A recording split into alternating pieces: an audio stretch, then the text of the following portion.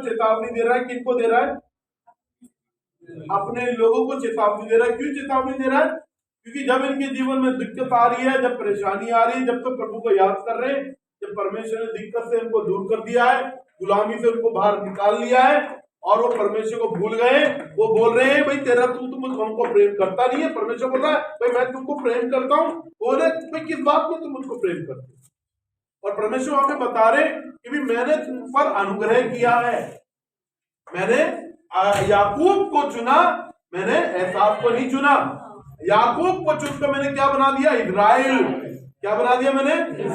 Israel एक देश बना दिया, उस पर अनुग्रह करा, उस मतलबी जन पर, उस मतलबी व्यक्ति पर, उस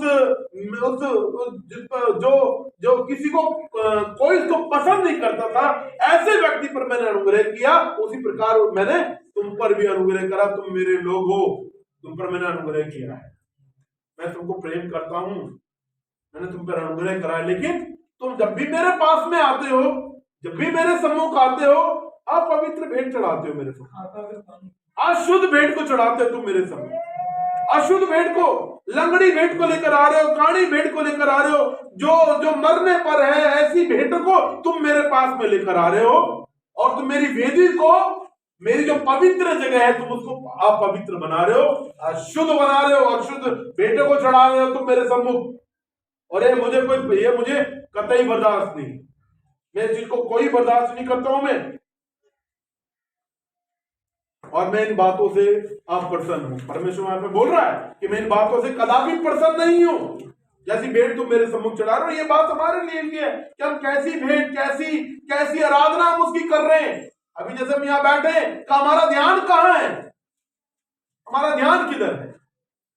हम जब प्रभु के जब सम्मुख जाते हैं, व्यक्तिगत परिवार की प्रार्थना करते हैं, उसके वचन को पढ़ते हैं, संगति करते हैं, कैसी भेंट को चढ़ा रहे? परमेश्वर बोल रहा है अगर तुम अशुद्ध भेंट चढ़ा रहे हो, अपवित्र भेंट चढ़ा रहे हो, मुझे वो भेंट पसंद नहीं है, मैं उन पर ध्यान भी नहीं दे रहा हूं।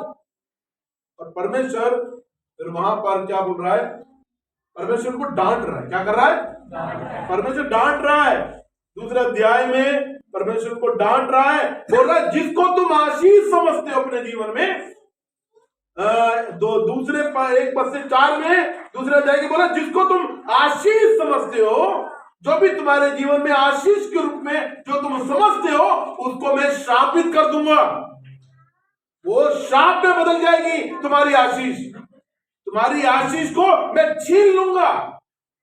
अगर तुम मेरे सम्मुख अशुद्ध भेंट को चढ़ा रहे हो, अपवित्र भेंट को चढ़ा रहे हो, मैं इन आशीषों को श्राप में बदल दूंगा। और यही बात वो 1 से 4 पद में वो बोल रहा है। और उसके बाद बोल रहा है कि मसीह जो तुम लोग हो, तुम दूसरों के लिए ठोकर का कारण बन रहे हो। 8 से 9 में बोल रहा तुम ठोकर का कारण बन रहे हो। तुम मसीह लोग, तुम मेरे लोग हो और तुम दूसरों के लिए ठोकर का कारण बन रहे। जब लोग तुमको देखते बोलते बताओ ये प्रभु के लोग हैं, ये परमेश्वर के लोग हैं। जब देखो उनके बीच में लड़ाई होती रहती है, जब देखो गाली देते रहते हैं, जब देखो ये भाई क्या कहते हैं तमाम प्रकार का ऐब इनके अंदर घुसा हुआ है। और प्रभु यीशु मसीह बड़े ही स्पष्ट रूप से बोलते हैं जो भी कोई अगर ठोकर कारण बन रहा है, उसकी क्या करना है? उसको, ऐसे व्यक्ति को, ऐसे जन को पैरों में जंजीर से उसके पैरों को बांध कर सोचे। और में जो जिससे आटा पीसते हैं, चक्की को उसके पैरों में बांध कर उसको क्या कर दो? कहां डाल दो, ताकि अगर उसको तैरना भी आता हो तो वो बाहर ना। तो ये बात हम भी सोचे, हम प्रभु के जन हैं, मसीह जन हैं, क्या हम दूसरों के लिए ठोकर कारण है या आशीष का कारण है? जब लोग हमको देखते हैं तो हम क्या देखते हैं कि हाँ ये सच्चा मसीह है, या ये देखते हैं ये तो बिगड़ा मसीह है, ये बिगड़ा मसीह। और वहां पे बता रहा है, फिर हमने देखा था दूसरे अध्याय के 5 से 7 में कि प्रभु ने हमको चुना है, इसलिए चुना है ताकि वचन हमें कंठस्थ रहे, हमारे अंदर प्रभु का भय रहे, हम परमेश्वर के करीब रहे, इसलिए चुना है। हम चलता फिरता पांचवा सुसमाचार है, जब लोग हमको देखे, हमसे बात करें तो उनको नजर आए कि अरे ये तो कुछ अलग है, ये पहले जैसा था, ये परिवार जैसे पहले था अब वैसा नहीं। ये 5वां सुसमाचार कौन है? 4 सुसमाचार कहाँ है? कौन कौन सी पुस्तक है सुसमाचार की? लूका, ठीक है। और पांचवा कौन है? हम हैं। सोचे क्या लोग जब हमसे मिलते हैं तो क्या वो झूठा सुसमाचार पढ़ते हैं या सच्चा समाचार पढ़ते हैं? और उसके बाद हमने पिछले रविवार को जो हमने देखा था वो देखा था मसीह परिवार पर खतरा। मसीह परिवार पर खतरा के बारे में हमने देखा था। 10वें पद से लेकर हमने 16वें पद तक हमने देखा था। और खतरा किसकी वजह से आ गया है? खतरा मसीह व्यक्ति की वजह से ही आ गया है। जो मसीह लोग हैं उन्होंने ही खुद अपने पर खतरा लेकर आ गए, खतरे का बादल लेकर आ गए और बोल रहे प्रभु तूने क्या कर दिया? प्रभु ने नहीं किया। वो खतरा किसी परिवार में किसकी वजह से आ गया? और दो बातें यहां पर कर रहा है। पहला जो चेतावनी दे रहा है, पहली जो बात बता रहा है वो बता रहा है कि अविश्वासी से शादी नहीं करनी। वही बात बोल रहा है यहां पर 11वें पद के अंतिम पद में बोल रहा है भाई पराई देवताओं की कन्या से शादी नहीं करना है। पराई देवताओं की कन्या से, पराई देवताओं की जो पुरुष है उनसे शादी नहीं करना। मैं इस बात से कतई पसंद नहीं हूं। मेरा पवित्र जो जगह है लोगों के बीच में है, तुमने उसको अपवित्र कर दिया जिससे मैं प्रसन्न नहीं हूं। और परमेश्वर यहाँ पे चेतावनी दे रहा है कि एक विश्वासी की यदि शादी होनी है तो किससे होनी है? विश्वासी से होनी है। जब हमने पिछली बार उदाहरण देखा था, परमेश्वर ने जब प्रभु को नहीं जानते थे तो हमारा जीवन एक सूअर की तरह था। प्रभु चमका रहा है। जैसे सूअर को देखा होगा, जो उसका मालिक होता क्या करता है? मिलाता है, चमकाता है, ब्रश करता है, सही तरीके से करता है, लेकिन वो कहां जाता दोबारा? परमेश्वर ने हमको चुना। जब प्रभु को नहीं जानते थे हम सूअर के समान थे, लेकिन जब प्रभु ने हम पर हाथ रखा, प्रभु ने हम पे अनुग्रह किया, हम मेमने बन गए। हम मेमने बन गए। और प्रभु ये नहीं चाहता कि हम आधे मेमने रहे और आधे क्या रहे? प्रभु ये नहीं चाहता। प्रभु चाहता है कि हम क्या रहे? मेमने रहे। और हमारी आवाज मेमनी की तरह हो। मेमना मतलब किसकी तरफ देखता है? वो अपने चरवाहा की तरफ देखता है। उसकी आवाज में भी एक सुंदरता है, लेकिन अगर आप उसकी आवाज सुनेंगे तो उसकी आवाज कैसी होती है? निकालने के लिए भी बोली है।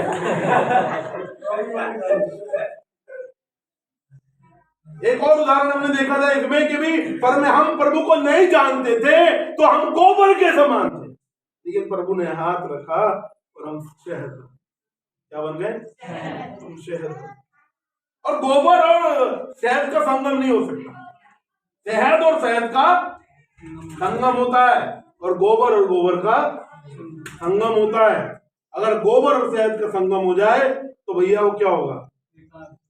है ना तो उसका उपला बनेगा ना वो खाया जाएगा।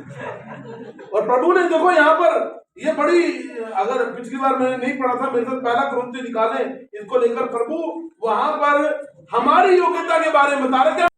हमारा जीवन कैसा था देखो यहाँ पे लिख रखा है।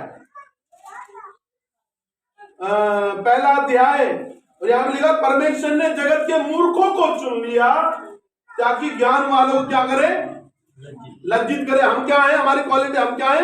हम क्या थे? पहले मूर्ख थे। क्या वो क्या थे भैया? अरे तेज की बोलो, क्या थे? हम पहले मूर्ख थे। परमेश्वर ने जगत की निर्बलों को चुन लिया। क्या थे हम पहले? ताकि बलवानों को लज्जित करे। परमेश्वर ने जगत के नीचों को चुन लिया। क्या लिखा है? नीचों को चुन लिया। नीचों और तुच्छ को वरन जो कुछ है भी नहीं उनको चुन लिया। समझ रहे हैं आप? तुम्हारी क्वालिटी क्या थी पहले? हम मूर्ख थे, हम निर्बल थे, हम नीच थे, हम तुच्छ थे। प्रभु ने ऐसे लोगों को चुन लिया। लेकिन जब प्रभु यहाँ पे जब बता रहा है, हमें चेतावनी दे रहा है, हमें बता रहा है कि भी अविश्वासी से शादी नहीं करनी, तो हम विश्वासी को ध्यान देना है। ना सिर्फ माता पिताओं को ध्यान देना है जिनकी शादी होने पर है, उनको भी ध्यान देना है कि भाई हमें जो शादी के लिए अपने लिए वर या वधू को ढूंढना है तो क्या होनी चाहिए? अब एक सवाल उठता है, जिनकी शादी होगी अब क्या? जिनके घर में कोई विश्वासी नहीं है ना, ये प्रभु का अनुग्रह है कि भाई जिनकी शादी हो गई और भाई लड़का शायद विश्वासी नहीं था, लड़की विश्वासी थी। ये प्रभु का अनुग्रह हुआ कि बाद में वो विश्वासी लड़का हो गया। भाई पहले लड़की विश्वासी नहीं थी, लड़का विश्वासी था, पर प्रभु का अनुग्रह हुआ, लड़की क्या हो गई, विश्वासी हो गई। ये प्रभु का धन्यवाद है। लेकिन ज्यादातर उसके अंदर ये नहीं होता, ये ज्यादातर उसके अंदर नहीं होता, उसके अंदर रिस्क ले रहे हैं। और रिस्क ऐसा कौन सा रिस्क है, ये लाइफ टाइम का रिस्क है, जिंदगी भर तक। अभी एक से बात कर रहा था, गोविंद भाई को जानते, गोविंद भाई के ये शब्द थे अभी जब उनका तलाक हुआ उनका, क्योंकि वो अविश्वासी थी और उनकी वो विश्वासी थे, उनको चल जाना लड़की को पसंद नहीं था, उनकी वाइफ को प्रार्थना करना पसंद नहीं था। उनके ये शब्द से, भैया 9 साल तक मैंने नरक का अनुभव किया। 9 साल कम नहीं होते। शुरुआत में कैसा शुरुआत में ये हनीमून पीरियड होता है, शुरुआत में हनीमून पीरियड होता है, बाद में भैया नरक का पीरियड सामने आ जाता है। वो कभी भी 15 दिन में, 20 दिन में, 1 महीने में, 6 महीने में, 1 साल में पक्का वो नरक का समय आएगा। और एक या तो एक विश्वासी जो है वो कॉम्प्रोमाइज करने लग जाएगा, समझौता करने लग जाएगा, वो उसकी तरह बन जाएगा, या फिर वो जो विश्वासी का जीवन जिएगा तो उसको एक नरक का एहसास पक्का होगा। तो दूसरी बात बोल रहा भाई, जो मसीह लोग हैं 13 से 16 में, तो प्रभु के लोगों को तलाक नहीं देना, तलाक से परमेश्वर खुश नहीं। इन कंडीशन में तलाक दे सकते। प्रभु ने तलाक के लिए क्यों बोला पता है? उन लोगों की ढीठ मन के कारण, उनके पाप भरे नेचर के कारण। और पता है उस समय में लोग क्या कर रहे थे, वो इसलिए तलाक दे रहे थे, वो अपनी पत्नी को नफरत करते हैं, बस ये सोचकर तलाक दे रहे क्योंकि उनका जो रिलेशन है बाहर चल रहा है, शादी से बाहर रिलेशन चल रहा है। वो अपनी पत्नी को तलाक देना चाहते हैं और अपने पति को आज के समय में तलाक देना चाहते हैं। पति की तरह पत्नी की तरह व्यवहार नहीं कर रहे क्योंकि उनका वही रिलेशन कहाँ चल रहा है, शादी से बाहर चल रहा है, इसलिए तलाक वो दे रहे हैं।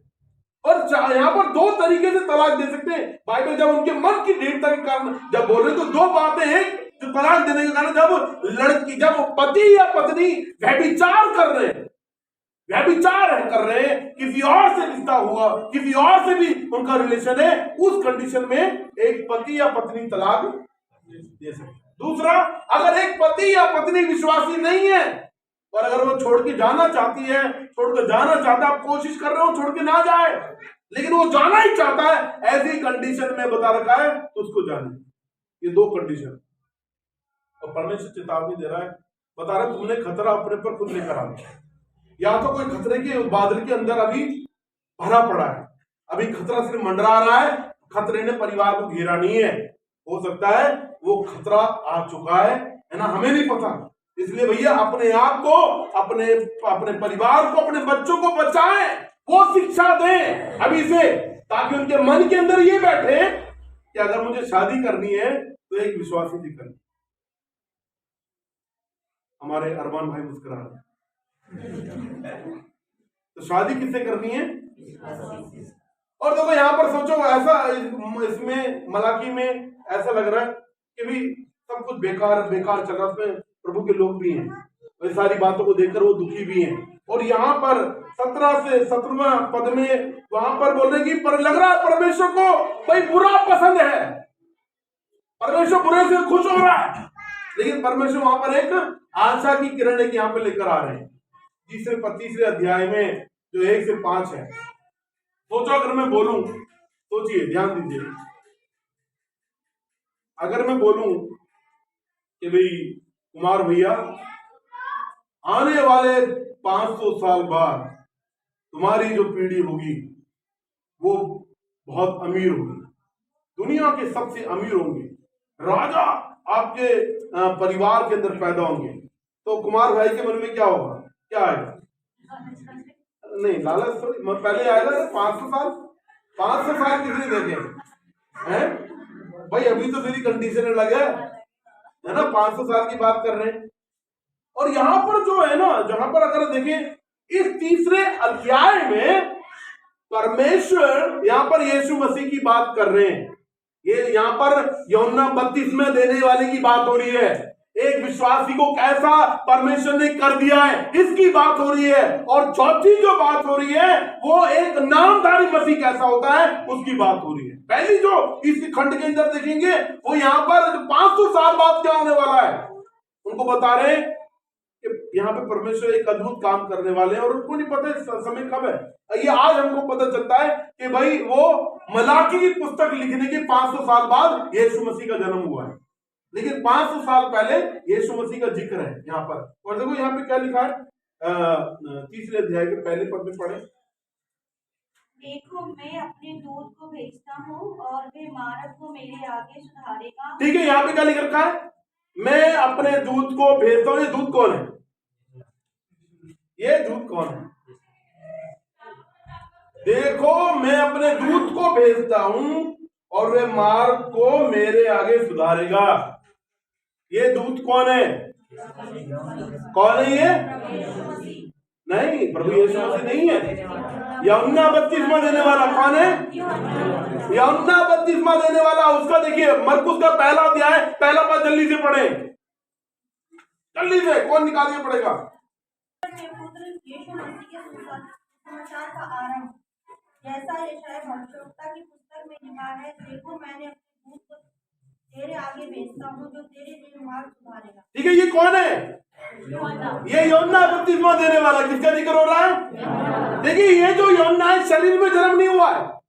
जब मलाकी में जब परमेश्वर अपने भक्त के द्वारा अपने लोगों को बता रहा है कि भी मेरा जो एक दूत मैं भेजूंगा और मेरे लिए मार्ग को सीधा करेगा, और ये 500 साल उसके यूहन्ना बपतिस्मा देने वाले से पहले जिक्र है कि भाई यूहन्ना बपतिस्मा देने वाले का जन्म होगा और वो मेरे लिए क्या निकालेगा? सुधारेगा। क्या करेगा? और आपको पता है यूहन्ना बपतिस्मा देने वाले का प्रचार क्या था? मन फिराओ क्योंकि स्वर्ग का राज्य मन फिराओ, स्वर्ग का राज्य निकट है। और जो यूहन्ना बपतिस्मा देने वाला है ये ऐसे लगा लो कि भाई ये रिश्तेदारी में, रिश्तेदारी के अंदर है यीशु मसीह के रिश्तेदारी में। तो यीशु मसीह को तो जानता होगा, जैसे मैं बादल भाई को जानता हूँ, ठीक है, मैं आरती बहन को जानता हूँ क्योंकि हमारे रिश्तेदारी में, मैं भाई चाची को जानता हूँ, मैं अनिकेत को जानता हूँ क्योंकि हमारी रिश्तेदारी में। तो वैसे ही वो यीशु मसीह को जानता था। वो यीशु मसीह की उम्र में बड़ा था वो, लेकिन जब यीशु मसीह उसके पास में गए तो यीशु मसीह को बोल रहा कि भाई तू मेरे पास क्यों आया बपतिस्मे के लिए? मुझे तुझसे बपतिस्मा लेना है। क्योंकि वो समझ गया ये कौन है? ये वही मसीहा है जिसके लिए मुझे मार्ग सुधारने के लिए भेजा गया है। आप ध्यान देंगे ना, अगर सुसमाचार की पुस्तक पढ़ेंगे, यीशु मसीह की सेवकाई शुरुआत में ही, ध्यान दीजिएगा, यीशु मसीह की सेवकाई शुरुआत में ही यूहन्ना बपतिस्मा देने वाले का कत्ल हो चुका है। यूहन्ना बपतिस्मा देने वाले को मार दिया गया, मर गया, क्योंकि वो सिर्फ मार्ग सुधारने तक के लिए ही था। यीशु मसीह की सेवकाई को शुरू करने जैसी शुरू होने वाली थी उससे पहले तक के लिए वो था, और उसने मार्ग को सुधारा। लोग उसके पास में आए और उसने बपतिस्मा दिया। लोग मन फिरा रहे थे क्योंकि स्वर्ग का राज्य प्रचार कर रहा था, और वो स्वर्ग का राज्य कौन था? यीशु मसीह। कौन था? यीशु मसीह। तो यहाँ पर तीसरा अध्याय उसका 1 के आ भाग में जिस दूत की बात हो रही है वो कौन है? कितनी अद्भुत बात है, कितनी सुंदर बात है कि सोचो यूहन्ना बपतिस्मा देने वाले का जन्म नहीं हुआ है, लेकिन उसके 500 साल पहले उसके बारे में भविष्यवाणी की गई है कि वो जन्म लेगा और ऐसे भाई परमेश्वर जो यीशु मसीह है उसके लिए मार्ग को क्या करेगा? सुधारेगा। और दूसरा यहाँ पे जो जिक्र हो रहा है वो यीशु मसीह का, इसका जिक्र हो रहा है। और यहाँ पे बोल रहा है मैं अपने दूत को भेजता हूं और वे मेरे आगे क्या करेगा? वह मार्ग को मेरे आगे सुधारेगा। वह मार्ग को मेरे आगे सुधारेगा। ये मेरे कौन है? कौन है? कौन है? तो यीशु मसीह किससे बात कर रहे हैं? यीशु मसीह यहाँ, यीशु का शरीर में जन्म नहीं हुआ, ध्यान दीजिएगा, लेकिन यीशु मसीह खुद किससे बात कर रहे हैं? ना मलाकी से बात कर रहे हैं। किससे बात कर रहे हैं? ध्यान दीजिएगा, ये महत्वपूर्ण है। यीशु मसीह यहां पर वो यहां यीशु मसीह यहां पर जो शरीर में जिनका जन्म अभी नहीं हुआ है, लेकिन यीशु मसीह जो अनंत है, यीशु मसीह जो आदि से है, यीशु मसीह खुद यहां पर मलाकी से बात कर रहे हैं कि मलाकी उनसे बोल, मेरा दूत आएगा और मेरे आगे क्या करेगा वो। ध्यान दीजिएगा, यीशु का शरीर कई लोग मानते हैं, कई लोग सोचते हैं वो यीशु का जन्म तभी हुआ है जब उसने शरीर में जन्म लिया। ध्यान दीजिएगा, यीशु का जन्म तभी हुआ है जब यीशु ने शरीर में जन्म लिया। ना ना ना, ऐसी बात नहीं है। यीशु का जन्म पहले से ही हो चुका है, उसका जन्म लेने की जरूरत नहीं। वो परमेश्वर है, वो जन्म से पहले ही है, सृष्टि से पहले ही है। वो त्रिएक परमेश्वर में से एक है। और वो खुद यहां पर जब उसने शरीर में जन्म नहीं लिया है, वो खुद मलाकी को बोल रहा है कि भी मेरे आगे एक दूत भेजूंगा जो मेरे आगे क्या करेगा, वो मार्ग को। प्रभु का धन्यवाद। और यीशु मसीह के बारे में ये भविष्यवाणी है, और यीशु मसीह की जब यहाँ पे बारे में भविष्यवाणी है, ये किनके लिए आशा देने के लिए, किनको आशा देने के लिए? अपने लोगों को, अपने चुने हुए लोगों को, अपने इजरायली लोगों को। क्योंकि यहाँ पर पहले जो पद में, जो पहले अध्याय में जो बात हो रही याकूब की, वो याकूब कौन है? परमेश्वर के लोग।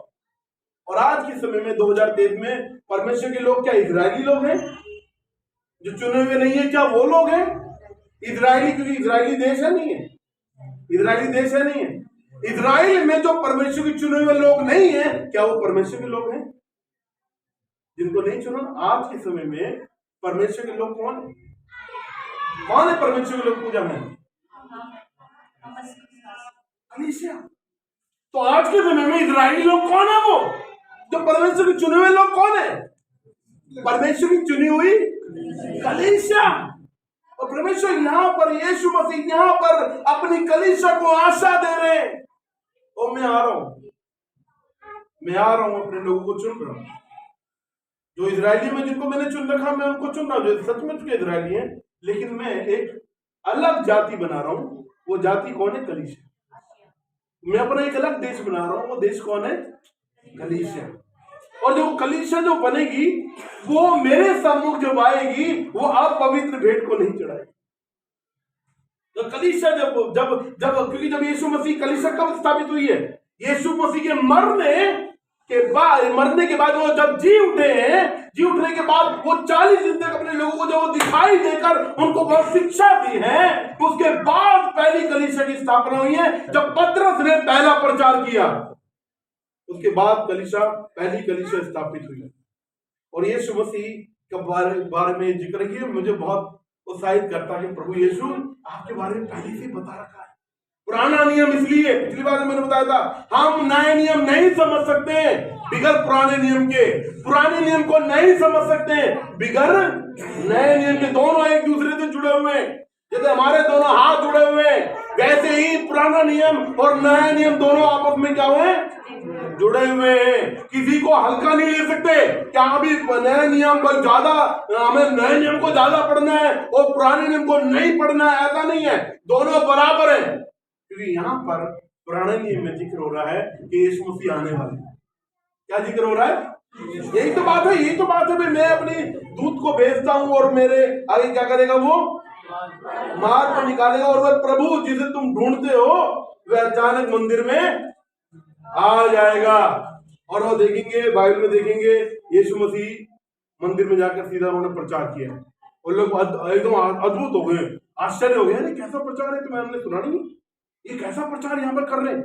सोचो, यहाँ पर हमारे परमेश्वर के बारे में जिक्र है, जो परमेश्वर जिसने हमको चुन लिया है। तो सोचें, क्या हम जब उसके सम्मुख आते हैं, हम कैसी भेंट उसके सम्मुख चढ़ाते हैं। और देखो, और फिर यहाँ पे बता रहे, जो वो विश्वास, जब वो भाई प्रभु वो जो आएगा, प्रभु जब आएंगे तो क्या होगा? एक सच्चा विश्वासी कैसा हो जाएगा, उसके बारे में जिक्र है। और 3 और 4 पद पढ़े। और लेवियों को शुद्ध करेगा और उनको सोने रुपए के समान निर्मल करेगा। ठीक है, देखो यहाँ पर क्या बता रखा है? वह सोनार की आग और धोबी के साबुन के समान, वह रुपए का तोलने वाला और शुद्ध करने वाला बनेगा। यहाँ पर लोगों की सुनिए, ये जो बात हो रही है, सोने वेने की बात नहीं हो रही है, ध्यान दीजिएगा। यहाँ सोने की बात नहीं हो रही है, साबुन की बात नहीं हो रही है, धोबे की बात नहीं हो रही है, रुपए की बात नहीं हो रही है। यहाँ पे जो बात हो रही है, जो यीशु मसीह जब आएंगे, यीशु मसीह की जो कलीसिया है उनको शुद्ध करने की बात हो, लोगों की बात हो। ये लोग हैं जो सबसे उच्च कोटि का जो सोना है, पहला कोटि का जो पहला जो सबसे जो खरा सोना तो कौन सी उसका होता है? कितनी कैरेट का? 22 24। तो जो परमेश्वर के लोग हैं 24 से भी ज्यादा, 24 से भी ज्यादा परमेश्वर जो यहाँ बता रहे हैं विश्वासियों कैसा हो जाएगा, कैसा होना है। वो धर्म की भेंट चढ़ाएंगे और परमेश्वर का हर एक जन ने भी है, परमेश्वर का हर एक जन याजक है, परमेश्वर के लोग, क्योंकि हम राज्य पटधारी, हम याजकों का समाज है, हर एक जन याजक। और जब हम यहाँ बता रहे कि मेरे लोग क्या करेंगे, धर्म की भेंट चढ़ाएंगे, तो जो सच्चे मसीह हैं वो गिर सकते हैं लेकिन उठेंगे, और वो प्रभु के लेकर। मेरी यही प्रार्थना है अभी उपवास के समय में, मेरी यही प्रार्थना है कलीसिया के लिए, मेरे लिए, मेरे परिवार के लिए, कि प्रभु हम एक पवित्र जीवन जिए। पहली ये प्रार्थना है, पवित्र जीवन जीने की हमारे अंदर भूख हो। दूसरी बात, हम परमेश्वर की करीब हैं। ये मेरी प्रार्थना है मेरे लिए, मेरे परिवार के लिए, कलीसिया के लोगों के लिए, कि पवित्र जीवन जीने की क्या हो, भूख हो। कल हम भाई शिवम की रिसेप्शन में गए थे और कल उपवास का टाइम था। ठीक है, उपवास मैंने सोच रखा था कि मैं खोलूंगा कहाँ जाकर, शादी है शिवम। तो जैसे ही 8:15 बजे खाना चालू हुआ, तो सबसे पहले जितने भी हम, जो मैं था, आनंद भैया और क्या कहते हैं राजपूत चाचा, और भी जो थे भाई रॉबिन, और भी मेरे ख्याल से थे, हमने सबसे पहले क्या करा, खाना था। क्यों? क्योंकि भाई वो उपवास में थे, है ना, सुबह से उपवास में अगर जल्दी खा लिया, खाने के बाद वो जाने के टाइम पे थोड़ा थोड़ा पेट हल्का सा भी हो जाएगा, है ना, पेट हल्का सा भी हो जाएगा, क्योंकि भूख सी, कहीं ना कहीं वो भूख थी। उपवास जब हम रखते हैं, आपने देखा होगा, भूख चली भी जाती है। नहीं तो चाय को लेकर एक ललंग रहती है, अरे मीट ही बना है, मीट को लेकर एक ललंग रहती है, अरे आलू के पराठे खाने का मन कर रहा है, आलू के पराठे खाने को लेकर एक रहता नहीं रहता है ना, रहता है ना, और पेट के अंदर गुड़ गुड़ गुड़ होता रहता है। बार बार किचन में जाकर देखते कुछ अच्छा तो नहीं है। लेकिन आप भी देखेंगे कि उपवास के टाइम पर ऐसा नहीं होता, आपको भूख नहीं लगेगी, ठीक है, भूख कम सी जाएगी। लेकिन कल जाकर जब खाया तो बड़ा अच्छा सा लगा। और देखो यही बात है, यही यहाँ पर जो परमेश्वर के जो लोग हैं उनके अंदर एक भूख आ जाएगी। जब परमेश्वर उनको चुन लेगा, उनको धोबी, जैसे धोबी भी नहीं धोता, उसके समान श्वेत वो हो जाएंगे, ऐसा उनका जीवन हो जाएगा। वो शुद्ध धर्म की भेंट को परमेश्वर के सम्मुख चढ़ाएंगे, और वो उनके अंदर क्या होगी, भूख होगी, पवित्र जीवन जीने की। जैसे संजोली किसके बगल में बैठी है, ईशिका के, है ना, जैसे भाई बादल हमारे पापा के बगल में बैठे हैं, वैसे ही मेरी प्रार्थना है हमारी कलीसिया के लोग परमेश्वर के साथ ऐसे रिश्ता रहे, पवित्र जीवन ऐसे बना रहे, और वो भूख। और यही बात बोला कि एक सच्चा विश्वासी के अंदर पवित्र जीवन जीने की भूख होगी, पवित्र आराधना चढ़ाने की भूख होगी, ना कि अपवित्र, अशुद्ध भेंट नहीं, अशुद्ध आराधना नहीं। तो पहली बात यहाँ पर जिक्र हो रही है इस खंड में, यूहन्ना 32वां देने वाली। दूसरा जिक्र किसकी बात हो रही है, यीशु मसीह की, ठीक है, एक पद का भाग से 2 में। और तीसरी जो बात हो रही है यहाँ पे, विश्वासी भी, सच्चे विश्वासी। और चौथी पता जिक्र यहाँ पे किसका हो रहा है, 5वें पद में नामधारी ईसाई। अविश्वासी का जिक्र नहीं है, नामधारी ईसाई, नामधारी ईसाई जो ठोकर कारण है, नामधारी ईसाई जो नाम के हैं, नामधारी वो ईसाई जो फिल्मों में दिखाए जाते हैं। फिल्मों में कैसे दिखाए जाते हैं भाई, एक जो ईसाई है उसके हाथ में क्या होनी चाहिए, एक कोई फिल्म देखेंगे ईसाई के हाथ में एक बोतल जरूर दिखाएंगे, बोतल होगा, अद्धा होगा, पगुआ होगा, है ना, और दूसरा दिखाएंगे वो लड़ाई झगड़ा करने वाला होगा, तीसरा उसको दिखाएंगे जुआ खेलने वाला होगा, तीसरा। मतलब ये एक मेंटालिटी है कि भाई एक जो मसीह है वो कैसा होता है, एक जो ईसाई है वो ऐसा होता है। लेकिन वास्तविकता में ईसाई ऐसा नहीं होता। एक ईसाई भिन्न होता है। कल जब हम भाई शिवों के यहाँ पर गए थे, जो गए थे उनको पता है। तो एक भाई आ रहे थे, मैं पहले तो समझा नहीं, मैंने कहा ये क्या इशारे कर रहा है। फिर बीच में तो बोला भैया पीछे ना वो शराब वराब का चल रहा है, वहां बुला रहा है। जो गए थे वहां पर बादल भाई आपके पास आए तो, हाँ हमारे पास में भाई ऐसे करके आए थे पीछे की तरफ। तो नामधारी सब पीने वाला, हम हंस रहे थे वहां पर, हम जो बैठे हुए थे यार क्या पूछ रहा है, कहाँ आके पूछ रहा है, गलत टेबल पे आके पीने लग गया है, गलत टेबल पे आ गया। लेकिन जो एक नामधारी ईसाई होगा वो क्या होगा, उसके मुंह में क्या आ जाएगा, मौका देखेगा वो कैसे भैया की नजर से चुप कर, या कैसे करके जाकर एक छोटा सा पैक करा दो। नामधारी ईसाइयों के चिन्ह है, लेकिन एक विश्वासी के चिन्ह ये है कि वो इन सारी चीजों से दूर रहेगा। और देखो यहाँ पे क्या लिख रखा है, तो नामधारी ईसाइयों के बारे में लिख रखा है, मैं न्याय करने को तुम्हारे निकट आऊंगा जो टोना करते। सोचो नामधारी जो ईसाई है, नामधारी जो परमेश्वर के जन है, वो टोना कर रहे हैं। सोच सकते हैं कितनी कितनी भयानक बात है। और हमारे समय में लोग टोना करते हैं, कैसे टोना करते हैं, अगर जीत कुछ टोने जो हमें पता नहीं है टोने, लेकिन वो टोने जैसे उदाहरण के लिए गले के अंदर बाल पक जाएगा, बोलेंगे सुबह नन्ही बासी चाकू से काटना पानी को, चाकू से ऐसे करके ऐसे काट कर फिर पी जाना, क्या हो जाएगा, गला साफ हो जाएगा। समझ रहे आप, ये क्या है, ये टोना है ना। कुछ अशुभ हो रहा होगा, ऐसे करके ना उंगली ऐसे करके ऐसे कर देना, ऐसे करके ऐसे करके ऐसे करके रखना, ऐसे करके रखने में क्या होता है, ऐसे करके उंगली रखने में क्या होगा भाई, जो तुम्हारा काम जो होने वाला वो हो जाएगा।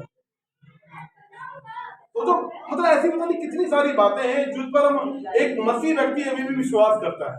उल्टी चप्पल अगर ये उल्टी नहीं करी तो क्या हो जाएगा, सब कुछ उल्टा हो जाएगा।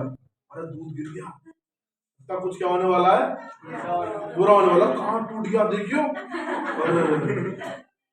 अगर रात में झाड़ू नहीं लगाते है ना, रात में झाड़ू नहीं लगाते, और मैं रात में कभी झाड़ू लगा देता हूँ। रात मतलब ऐसे पता नहीं कितनी सारी चीजें जिन पर हम विश्वास करते हुए आए। और यहाँ बोल रहे परमेश्वर के जन कि भी हमें इन सारी चीजों में विश्वास नहीं करना है। जो परमेश्वर है बोल रहा है, जो नामधारी ईसाई है अगर वो टोना कर रहे हैं तो मैं इनको क्या करूंगा, उनका न्याय करूंगा। क्या करूंगा, इसी का न्याय करूंगा, व्यभिचारियों का न्याय करूंगा। जो शादी हो गई है लेकिन उसके बावजूद भी उनका रिश्ता उनकी पत्नी के साथ, उनके पति के साथ नहीं है, किसी और बाहर चल रहा है, मैं उनको क्या करूंगा, न्याय करूंगा।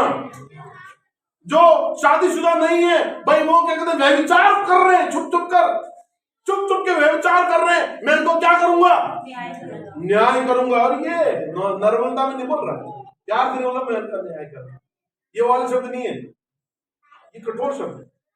मैं टोना जो विश्वासी अपने आप को बोलता है, नामधारी ईसाइयों का जो टोना करते हैं मैं उनको क्या करूंगा, न्याय करूंगा। जो व्यभिचार करते हैं मैं उनको क्या करूंगा, जो झूठी क्रिया खाने वाले हैं मैं उनको क्या करूंगा, न्याय करूंगा। और जो मजदूर की मजदूरी नहीं देता है उसको मैं क्या करूंगा, जो विधवाओं और अनाथों का जो उनका हक होना चाहिए उनको नहीं मिलता, उनको मैं क्या करूंगा, न्याय करूंगा। जो परदेशियों पर जो उन पर विपत्ति लेकर आते हैं, बिगाड़ते हैं, मैं उनको क्या करूंगा, न्याय करूंगा। और जो मेरा भय नहीं मानते हैं मैं उनका क्या करूंगा। ऐसी पता नहीं कितनी सारी बातें। सोचें क्या हमारे अंदर अविश्वासी वाली वही नामधारी ईसाई वाली कुछ बातें तो नहीं है, लेकिन इतना याद रखें इन सबके बीच में एक चीज बड़ी सुंदर है कि यीशु ने हमको ये आशा दे दी है कि हमारे पापों को क्षमा कर देगा, हमको शुद्ध कर देगा, हमें अनंत जीवन के लिए चुना है। और ये भूख हमारे अंदर रहनी चाहिए ताकि हम एक पवित्र जीवन जी सके, ताकि हम परमेश्वर के करीब रहने के बारे में सोच सकें। और प्रभु यीशु मसीह इस वचन के द्वारा हम सबको आशीष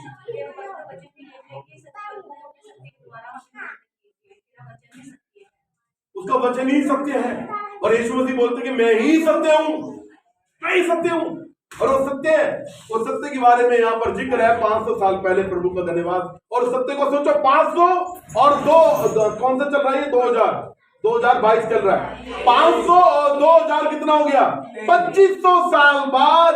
2500 साल बाद आज देखो इस वचन को समझ पा रहे हैं कि किसके बारे में? प्रभु को धन्यवाद, प्रभु को धन्यवाद। ताकि ना प्रभु के समझ में प्रार्थना करें।